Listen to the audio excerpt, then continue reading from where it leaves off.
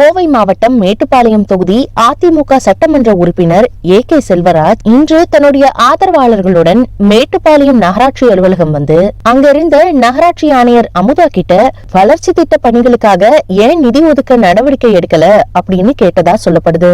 அதுக்கு ஆணையர் அளித்த பதில் திருப்தி அளிக்காத நிலையில நகராட்சி அதிகாரிகளுடன் வாக்குவாதம் ஏற்பட்டிருக்கு.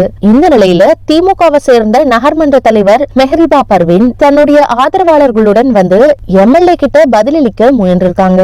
அப்போ இரு தரப்பினரிடையும் கடும் வாக்குவாதம் ஏற்பட்ட நிலையில இந்த சம்பவம் தொடர்பா கேள்விப்பட்டு கோவை மாவட்ட ஆட்சியர் கிராந்திகுமார் தொலைபேசி மூலம் தொடர்பு கொண்டு 2 தரப்பினர்கிட்டையும் பேச்சுவார்த்தை நடத்தி சமாதானம் செய்து வைத்திருக்காரு. இதையடுத்து இரு தரப்பினரும் கலைந்து சென்றிருக்காங்க.